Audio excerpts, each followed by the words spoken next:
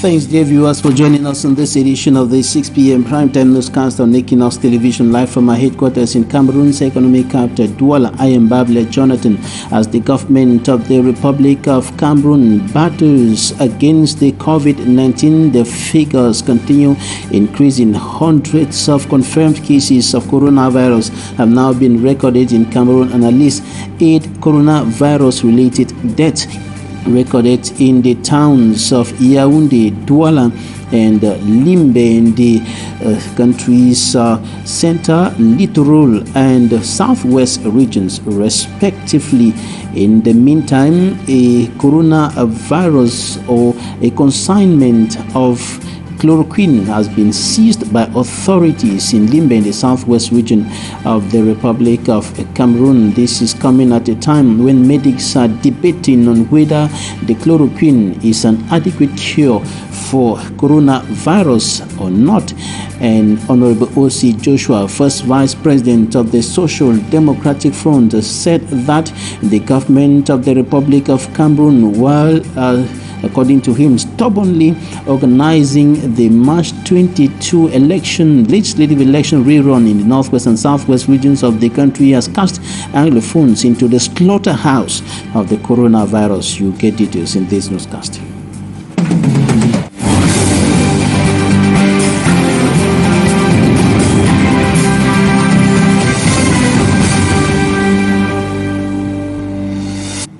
Thanks, dear viewers, for joining us on this edition of the news. We begin with the latest updates on the coronavirus figures in the Republic of Cameroon. The number of confirmed cases and deaths continue increasing while government battles to stop the spread of the virus across the country's Manjikan Gabriel has more.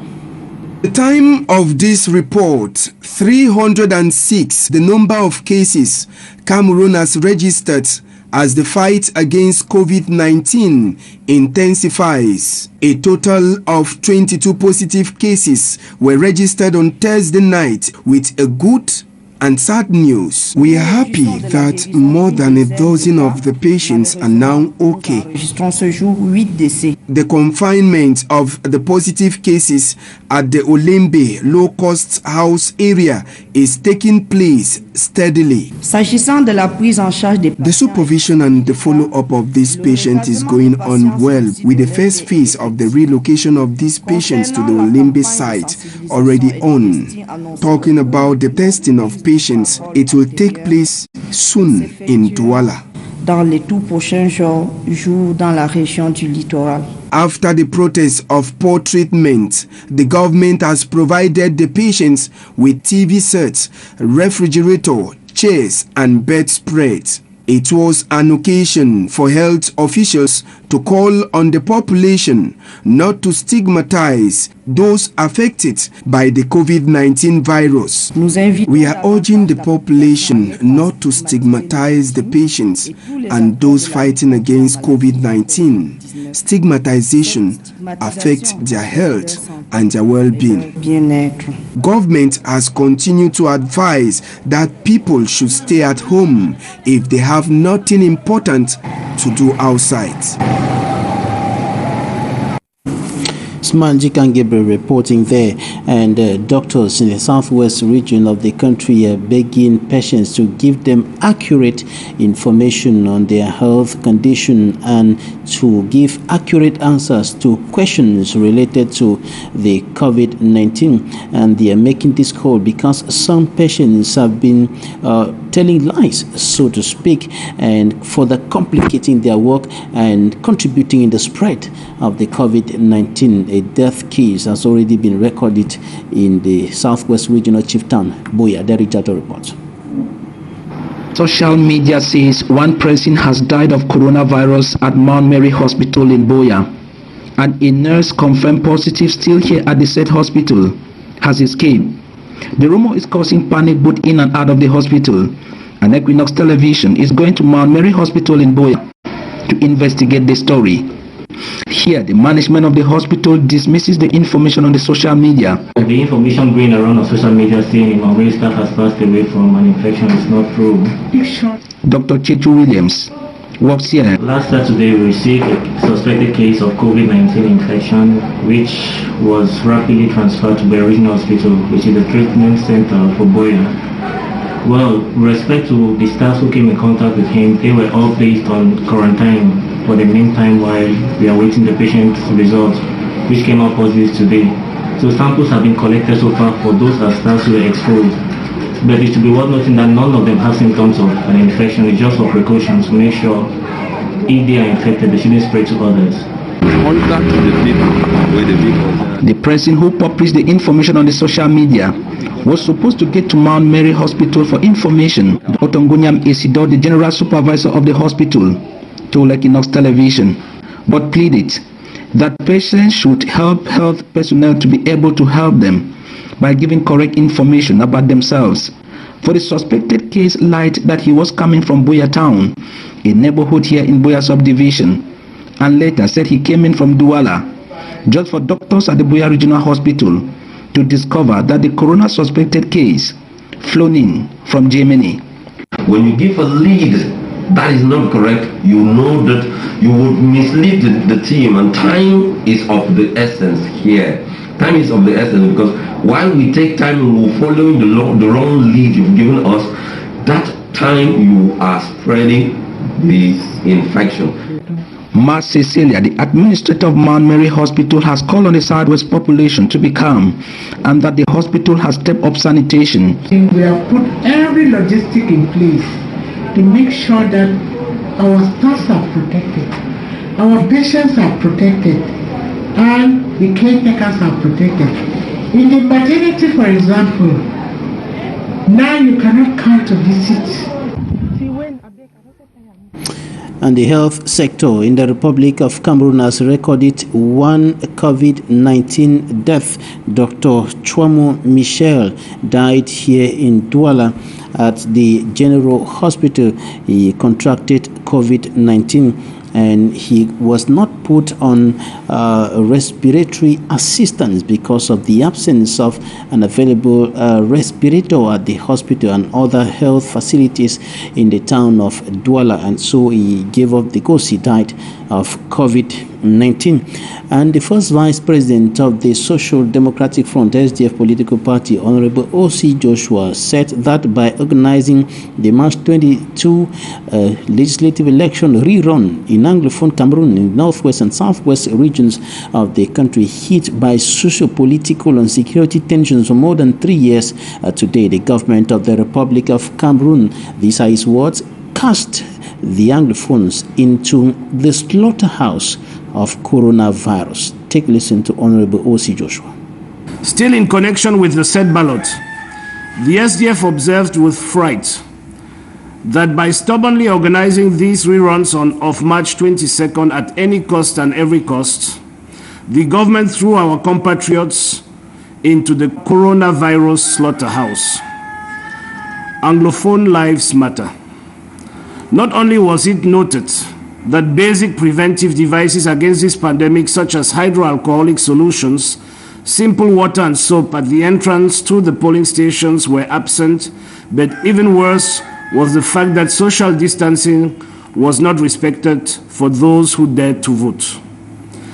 The SDF strongly condemns the criminal act of the government, which did not deign to respect the list of the 13 measures taken within the framework of the fight against COVID-19 in the 11 constituencies concerned by the legislative reruns of March 22nd.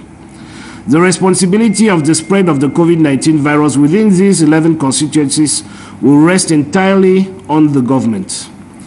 Yesterday, March 2nd, 2020, the Constitutional Council, in a desperate move in which they themselves violated their own jurisprudence on the exact same matter and for the same election, declared all the constituencies won by the ruling party, thereby confirming the little esteem this government has for the lives and the democratic rights of the people of the Northwest and the Southwest regions. We hereby would like to point out that while we do not accept this proclamation, we are bound by virtue of our constitutional responsibilities to respect it.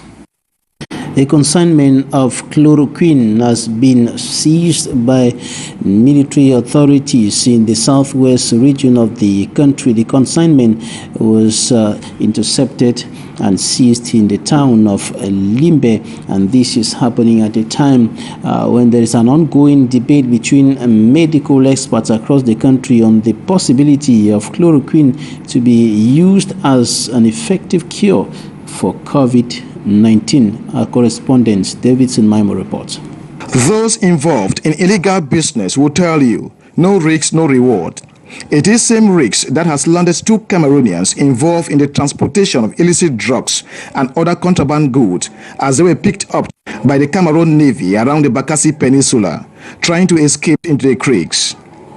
The small flight boat, according to Navy Commander Kenesone Clement, the boat was chased and captured thanks to intelligence from other agencies.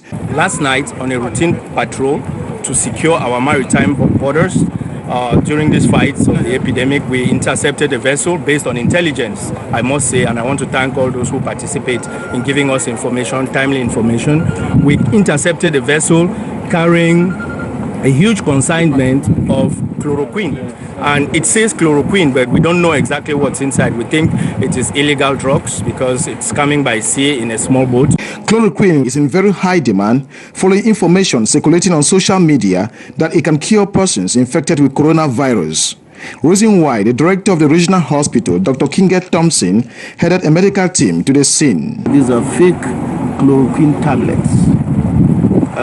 As I read on this package, I see that it has been manufactured in Nigeria. Chloroquine has not been validated as treatment for the coronavirus infection. In fact, those who are qualified to recommend any kind of treatment for COVID-19 are WHO. We are not going to leave any stone unturned in our collective effort to see that government measures are applied here on the letter. Only cargo ships transporting goods of basic necessity are allowed to come in. Archer Gilbert Quenty, Divisional Officer of Limbe 1 Subdivision, said the seizure, which shall proceed with the destruction of the drugs in the days ahead, is a warning to those who think they can bypass state security. The proposal of a French medical expert that a COVID-19 vaccine be tested on the African continent has sparked widespread outrage and condemnation on the internet. Some African personalities have said this is an insult to Africa. For me, Armstrong Sander report. Est-ce qu'on ne devrait pas faire cette étude en Afrique? Why can't we test the vaccines in Africa, where there are no face masks, no treatments, and no reanimations? Just like HIV studies done on lions or on prostitutes, we try things on them because we know that they are highly exposed, they are not protected. You are right, we are considering that in the near future, but that does not stop the vaccines from being tried in Europe and in Australia. A declaration so bitter to swallow for some African figures who saw it as an insult on Africa. Samuel Ito on his Instagram and Facebook page posted a screenshot of the TV program and attached a text which says, "Africa is not a test ground." Kemi Seba, so Africa is to you like a prostitute. You are cheap end for your deadly vaccines. To Claudicia, the declaration of the French medical officer is shocking beyond words. Didier Drogba, most angered by the declaration, said the madness must stop and Africans must not accept that Africa be used as a laboratory. Didier Drogba says he condemns the racist and degrading declarations with every energy. Faced with these reactions from the African figures, his institution came on the defensive through a release in which it said Jean-Paul was misunderstood by many. The release said the BCG vaccines are currently being tried in Europe and in Australia and could be tried in Africa if need be, considering that COVID-19 is a global threat. Scientists are currently testing 2 potential vaccines for COVID-19 in laboratories in Australia. The Australian Science Agency is expected to declare the vaccines fit in latest 3 months. Now back to issues concerning chloroquine. Cameroon's Minister of Scientific Research and Innovation, Dr. Madeleine has said that Cameroon is capable of producing 5,000 chloroquine tablets per minute against the COVID-19. And she made the statement after visiting the Center for Research on Emerging and Re-emerging Diseases in Osanasi reports. It is at this medical institute and studies of medical plants in Yaoundé where Cameroonian scientists research on emerging and re-emerging diseases since announcement of first cases of the coronavirus in Cameroon on the 6th of March.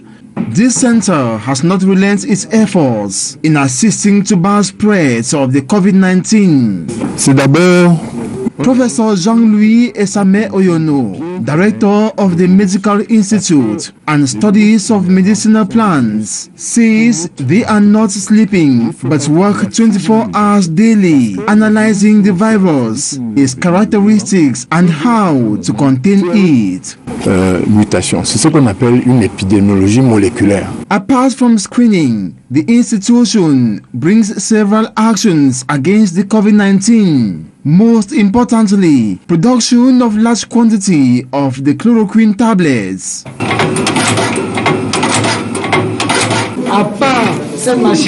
This machine can produce 200 tablets per minute. We have another which can produce 6,000 tablets per minute. Nous avons déjà fabriqué, nous fabriquons la chloroquine ici. The Minister of Scientific Research and Innovation, Madeleine,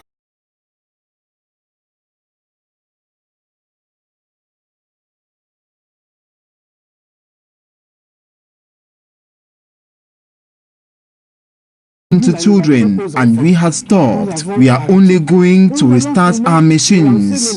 As soon as we have raw material, we can manufacture more than 5,000 tablets per minute. We cannot, with imports-exports, develop our country. We have skillful researchers. Thus, we can provide solutions. The Cameroonian researchers are not folding their arms since announcement of the first COVID-19 cases. They are already in the lead in the production of chloroquine used surreptitiously in the isolation centers, following recommendation by the Minister of Public Health. Nous avons la capacité de faire. According to Minister Madeleine, they have the capacity to do many things, and more researchers are being recruited. Upon instruction of the head of state for additional 1,000 researchers, she has already recruited 748 for researchers to move on. Though without sufficient means given her, she is battling with the available resources to attain goals. Nous voulons gagner, même pas nous avons très peu de moyens. Meantime, each and everyone is called upon to assist the government knock out the coronavirus pandemic by respecting measures put in place by the state and adhere to hygiene rules prescribed by the World Health Organization. Dr. Madeleine, Cameroon's Minister of Scientific Research and Innovation, speaking there on Cameroon's capacity to manufacture more than 5,000 tablets of chloroquine in just a minute. The divisional officer of the Comba 1 subdivision in the southwest region of Cameroon has urged inhabitants of the municipality to respect all the government measures and the rules or sanitation rules of the World Health Organization against the COVID-19. Ali Anugu was speaking during a sensitization tour of the different neighborhoods that make up that municipality in the Meme division. Take a listen. Restaurant, hair salon, when I try to reduce the number of people that were in enter, go around, sensitize the population, and particularly those who are still doubting that this coronavirus is not real, that it is a reality, and that it is at our doorstep. And it is not the government alone to fight this coronavirus. It is everybody. And I was calling on the population to change their mentality, to change their behavior toward this idea of fighting against the spread of coronavirus in the Comba 1 subdivision. So I was telling them that in addition to the 6 o'clock closing hours stipulated by the government for bars and restaurants, I've advised all bars owners and restaurants to respect the distance of 1 meter during the day. That is, when they are receiving their customers, they should set their places in such a way that customers should have a distance of 1 meter from each other. And I emphasized on the idea of keeping water for washing of hands and sabon. That one is very, very important. And I promise them that every day I will be passing around to control that particular aspect. And the Ministry of Public Health is stepping up efforts to ensure that good and accurate information on the COVID-19 pandemic is disseminated, notably by pressmen and women. And this is why the World Health Organization and the Ministry of Public Health of Cameroon brought together some journalists in Cameroon's economic capital, Twala, today to sensitize them to improve on their knowledge on the COVID-19 pandemic, and also to help them to be accurate in their reporting activity in order to counter the fake news circulating, especially on social media and social networks on the coronavirus. Take a listen to Atonga Pai Diana. She is a senior public health administrator at the Ministry of Public Health of Cameroon. We're facing many disinformation all these days, and the minister thought it wise that we should work hand in hand with the media, with the journalists, so that at least the good and the true information can reach the population out there. The impact of the fake information is that, one, many people at a certain time do not believe that corona is real. Cameroonians are not yet conscious.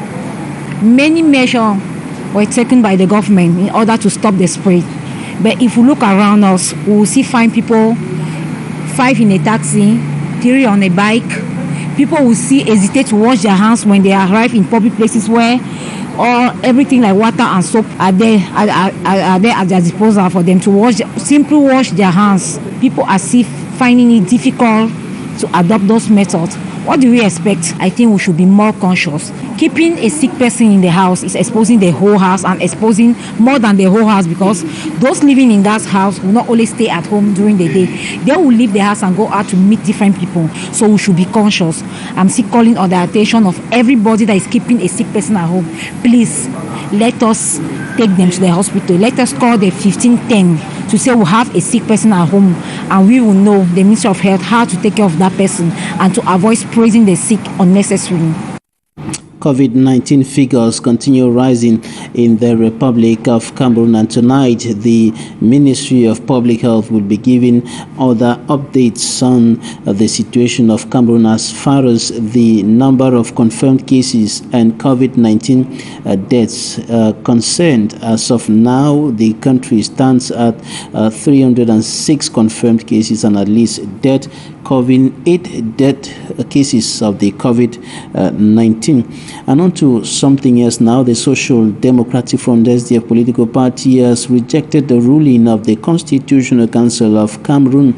The Constitutional Council yesterday rejected all the 12 petitions filed by the SDF for the cancellation of the March 22 municipal, or rather legislative election rerun in 11 constituencies of the Northwest and Southwest regions of the Republic of Cameroon. And speaking to the press today in Yaoundé, the first Vice President of the Social Democratic Front, Honorable O.C. Joshua, highlighted a series of security challenges that marred the election rerun with regards to the security challenges in the Northwest region of the country within the context of the Anglophone crisis. Take a listen to Honorable O.C. Joshua.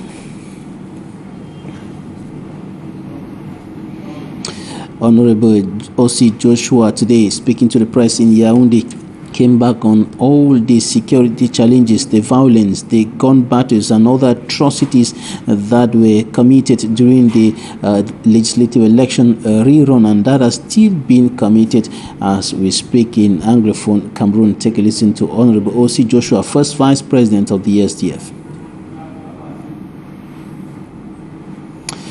Honorable O.C. Joshua, first Vice President of the Social Democratic Front, who highlighted all the security challenges that marred the legislative election rerun in the northwest and southwest regions of the country. And the party of John Frundi called for a total cancellation of the legislative election rerun, but the Constitutional Council decided otherwise. The Constitutional Council, through the voice of the President, Justice Clement Atangana, rejected all the petitions of the SDF as unfounded. The SDF says it is rejecting it, is against that ruling, but it's compelled to respect the decision of the highest institution of the land. Take a listen to Honorable O.C. Joshua.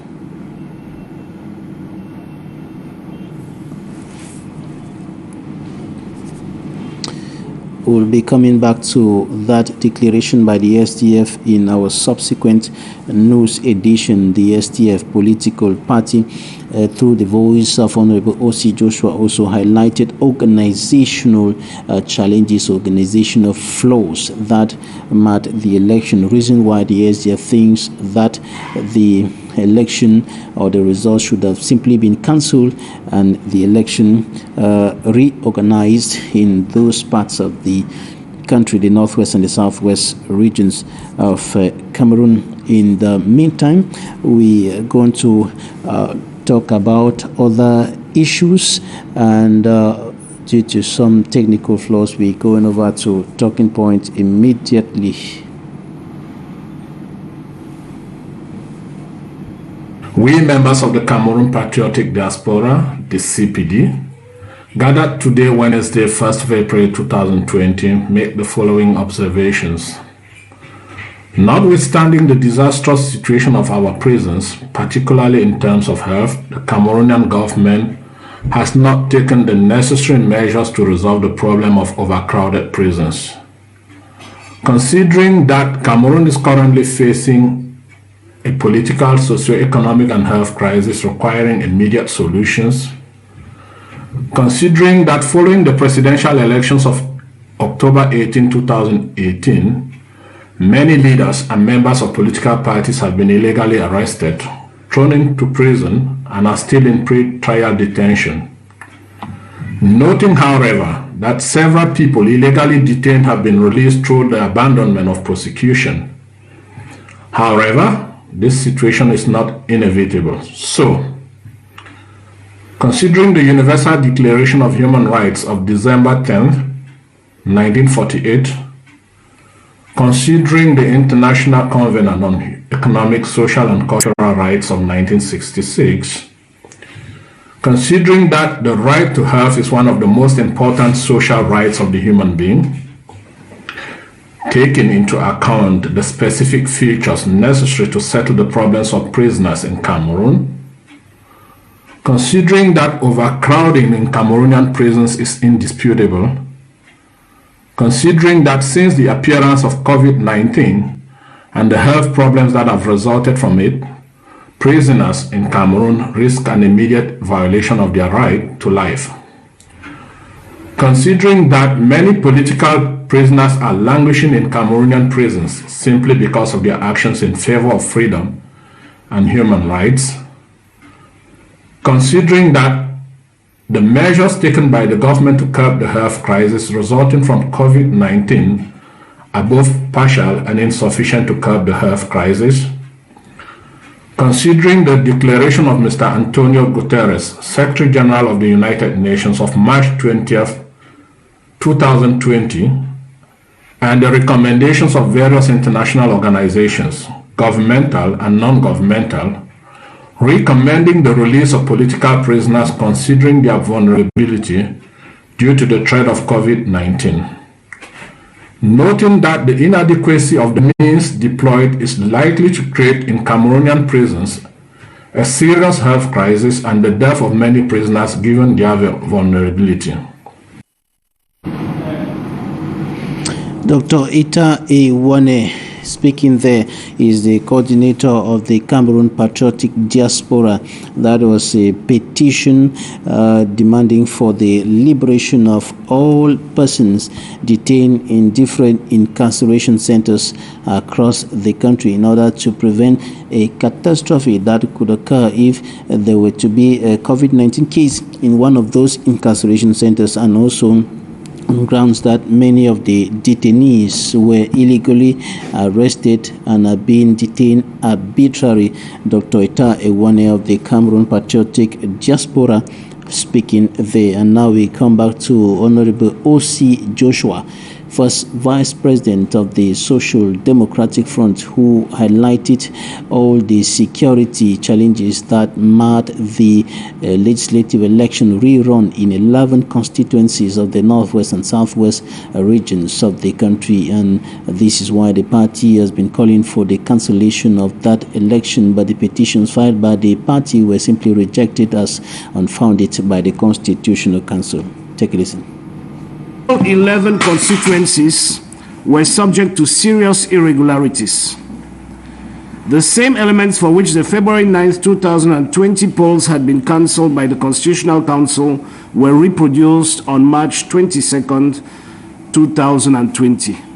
Namely, the transfer and relocation of polling stations to public regrouping centers, once again carried out without the knowledge of the population, thus depriving a large part of voters of their fundamental rights to vote. The distances of voters to get to these so-called polling centers from their places of residence, often more than 30 to 80 kilometers, with hostile barricades on all sides.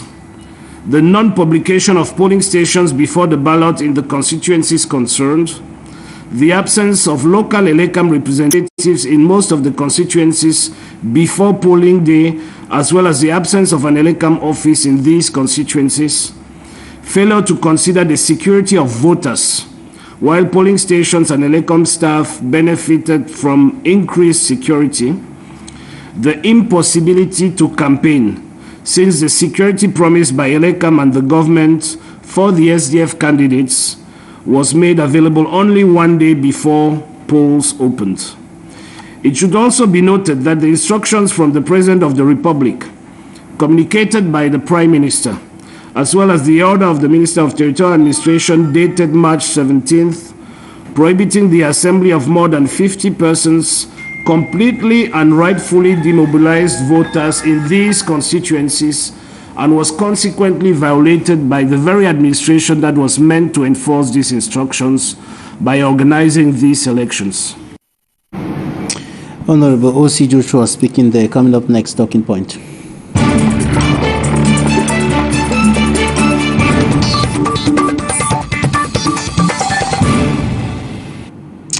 We are receiving a clergy and a civil society leader, Reverend B. Christian. You're welcome. Thank you, sir, Mr. Bavila. Thank you very much for inviting me. COVID-19, are you afraid? I'm not afraid. In this media, I've said that to me, the people who decide to fabricate COVID-19, I don't know why, the reason why they fabricate it, but now I know the reason why they fabricate it. So I'm not afraid because I believe that the figures are increasing. The number of confirmed cases, the number of deaths increasing by the day. Yes, the number of deaths, really need to increase because the measure that government was supposed to put in place, they're not really putting enough measure in place.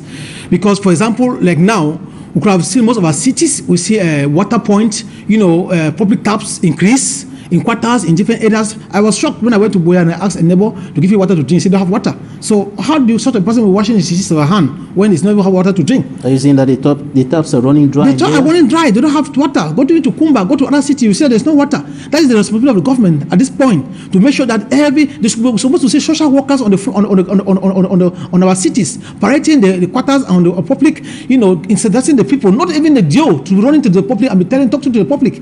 You have the social workers. In other countries, you have social workers, the military. They're supposed to withdraw from the war they are fighting and then engage to this fight by going to the field, sensitizing the people, help by bringing water points around the city where people can easily take water to wash their hands along the roadside, and then advise them what to do, give them hand sanitizer and other things that they could use. Every hand face mask, but we are not seeing it happening, and it's still like the whole thing is pushed to the population. So the population are suffering because the government is not doing enough what it was supposed to be doing. The first medical doctor died of COVID-19, the first case in Cameroon today, Dr. Chuamo Michel. He died of COVID-19. What can we say when medical personnel begin to die of COVID-19? Well, I'm not so surprised, Mr. Babala, because if you look at developed countries like America, UK, you see how you look at the protective devices that they use, you see how the measures that are taken in place. To me, the way the government is doing is just copy and paste, see what the Western world are doing and just put it in our society. There's no evaluation that they are taking on the ground. And moreover, our health sector does not have enough materials, not talk of protective materials, that they can protect themselves from COVID-19. So when you heard that a nurse died of COVID-19, it's obvious because we don't have what it takes. Countries that will depend on like China, other countries that are also suffering from the epidemic. So they cannot be concentrating of giving you material while they also did it more badly in their own countries. See what happened like in UK. This is when I was following the news today. You realize that they took 9 days to raise a center for a hospital to take care of COVID-19 cases. Almost 4,000 beds at the place. That's what government should be doing. You understand? And in Nigeria, a stadium has been transformed in Anambra. Nigeria, a stadium has been transferred to center like that, and the fuel have been reduced. While in Cameroon, it's like the way I look at the setup and the setting of the policy of our country is like the government is shying away from its responsibilities, because each time there's an epidemic, there's a problem in the nation, the population suffers, and it should not be like so. It should not be so. It's the responsibility of the government. But the Minister of Public Health has been constantly communicating. The Minister of the Prime Minister also working with his collaborators, even through video conferences, taking measures, a series of 13 measures and other measures that have been taken by the Minister of Transport, the Minister of Trade, to bar the way to COVID-19. Now, all these measures not are they not strong enough to prevent the spread of this virus? Well, it's not enough. They have tried their best. They have done what they can do, to have conferences. Obviously, they have to do that. But what are the logistics on the field? We are not to see social workers that have been trained, in different areas. We need to see in Boya, social workers that they are the ones that testing the people. They are doing what they have been trained or they have been told by the health sector to do. But we are not. The population are left by themselves, because I was just coming in from Twala. I saw a taxi was jammed full with children and with the whole car. There was no breathing space, and I was passing before a policeman. What do you? I know they themselves did not break the car to advise them. So who is responsible? The government or the people who are indisciplined? No, it's not. The government also have. We are in a culture and we are in a community and a country whereby we have been structured in a different mindset. That to change it takes a lot of sensitization on the field. Because, for example, let me give you one example. Now, the people that are supposed to, the work of a military man, especially the police, is to correct and to direct. Now we expect them more now to exercise that discipline. But you're not seeing them do it. Go to Boya, you will see look them, they are crowded, they don't have masses. Then why are you telling the common man in the car that you can also be crowded, and there was no problem with that? So they're supposed to show us the example, they are not doing it. And when you are talking to somebody, don't smoke, and you are holding a cigarette, how can that person be convinced not to smoke when he's seeing you with cigarette? So there's the problem is that the government is to leave the position of talking and go to the position of acting.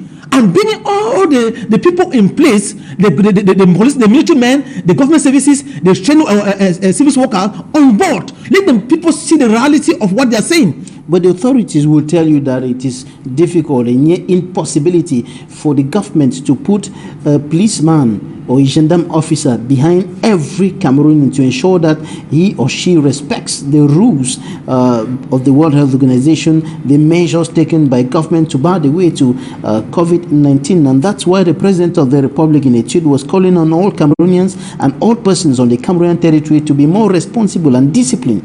Yeah, truly, individuals have to take responsibility to themselves, because when you die, you die. So, but on the other hand, the government gives an example of what happens today in Boya when I was coming from Boya. You see the pickup of the police that was going at, I don't know where they were going to. It was full with people. Those are the people that they are saving the public, right?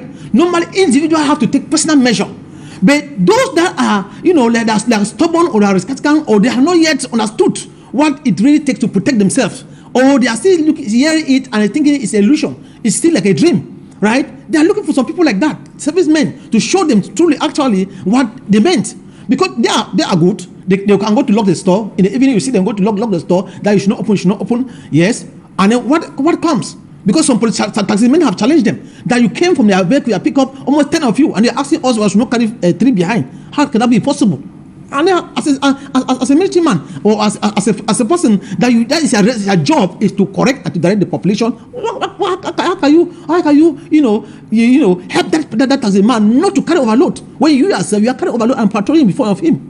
How will stepping up health education and sensitization help in this context in which we are now? No, where we are now, everybody have to put himself on decks. The churches have to come in.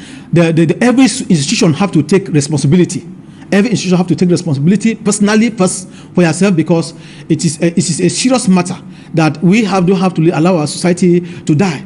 But one of the things that I really think that the measure that government have to take, secondly, very pressingly now, because when I was in Comba, I heard about the road of Bukilindi was blocked, and the military were there, they were fighting. They have to withdraw as the Secretary General of the United Nations asked for a global ceasefire. They have to cease fire, because when we are talking about fighting an epidemic that is so deadly like COVID-19, and war is still going on, I don't think that it makes sense. Because if somebody don't have food to eat, the person is going to look for somewhere to eat, and there's gone short. You allow that person, they will surely find, a one room for the both of them to be there in order to manage their own life. So if you want to put any measure, we have to take consideration all the people, about civil society. How does this function? Why do they operate? Do we have people that are managing their own life? And how is that society reality? How is the reality of that society for this issue of COVID-19, to be sensitized in that society? For me, I look at that the government move so fast, because if you look in Europe, they are so crowded. Their towns, their cities are so crowded. That the government moves fast? Yeah, fast in the sense that we have to evaluate. We could have just, because sometimes people look at it like, it is. Some are saying that government was late on taking measures. The measure that government could have taken, you could have started with Douala and Yaoundé and put strict measure even to prevent it not even to come to our country, because some countries in Africa don't have it. What are the measures they put in place? The big cities, they block every international agency that is coming into the country and make sure that the measure in place is being respected. So if we put measure in place, then let's say, okay, when you come in from the airport, we have 14 days to be unchecked, and government officials will violate them. It means we are accepting the virus to enter our society. Because you are lawmakers, we are the first custodian to keep the law. And if we violate the policy, how can the common man see a deputy in the parliament violating laws, and then you want me to implement the law? Some people will say it's crazy. I cannot do that. And they are also right in their own sense, even though we are standing between a dead virus and fighting the law. And they in the power on the seat, the government have to put all effort to make sure that they themselves show good example to the population. And some of the people who are violating the rules put in place by the government, bike riders who are still overloading transporters at the level of taxis, buses, intra-urban and inter-urban buses, are complaining that other measures have not been taken to mitigate the impact of the measures on their activities. And so they are asking that government should do something about this. What should government do, for example, to encourage them to respect the measures, not to overload, for example? Yeah, one of the measures that the government need to put in place very swiftly and very quickly is, to bring down petrol, make sure that the petrols go down, make sure that some of the taxes that they give to them, some of those taxes, either they cut the tax to 50%, they pay 50%, because, some country government have to take subsidies. You have to subsidize, the population. To subsidize fuel, subsidize, those taxes. Senegal, Ivory Coast, and other countries have deployed, have disbursed more than 100 or 1,000 billions. Yeah, you see, Nigeria, the government of Cameroon has also created a solidarity fund with 1 billion inside to help. That solidarity fund. Look, sometimes we should not be clowning when things are serious. Because in Limbe, I was so angry when I learned that the council, they were going around the market to talk about the COVID-19. I was saying that people have to buy sanitizer, and they were complaining to buy for 1,000. And in Comba, the government delegate was telling me that they have to give compulsory 1,000 francs to fight coronavirus. All those institutions have to have what we call an emergency fund for eventuality that happen in the community. Rather than putting pressure on the people that are still suffering with the life that the country is not even, things are not even moving, and they're still struggling to manage to cope up with their families, and you are putting them on that type of tax to pay the amount or go to fight coronavirus or to do this one. They should go to the coffers and see what they can do. As a council, that is the responsibility, their own the consequences. They should not be putting taxes to the people, so they have to step up. Government need to come in, be in, because we are believing that at the tail end, international bodies, if theirs have subsided, they may start to help other countries, or they are doing it now. Why would they do their money? If their money that they're not putting in places, if they're not doing things that are realistic, that even the international body can see that no, these people are doing something. Reverend B. Christian, as a clergy and civil society leader, in some few seconds, a word of advice to Cameroonians and all persons watching us this evening with regards to the preventive measures, the preventive rules of hygiene put in place by the World Health Organization to fight this common enemy. Well, I have to just tell everybody that you have to be very, very protective. Make sure that all the measures that have been put in place, that World Health Organization have given, and the government, we should make sure we respect them. We should, avoid gathering and late night. Those people who go to late night, like to, drink. You must avoid late night. But one of the things that I'm happy, because even the church have been putting a serious measure that they use sanitizer. Even the Christian, even sometimes they give to Christian when they're inside the churches, and they put them apart. That is a good measure that the church is taking, and we believe that everybody should also put that measure, take it serious, because it is about life and death. So if you play with your life, you die. The government will still continue, and the life will still continue. So all the measures that the government have put in place, and the society, and the international society have given us to as guide, we should respect them to the fullest, so that at least we should have a good health and live to talk about the story of COVID-19. Thanks, Reverend B. Christian. You're a clergy and civil society leader. Thanks for coming. Thank you very much. Thanks, ladies and gentlemen, for staying with us. That's it for today. Do have a nice weekend in the company of our programs.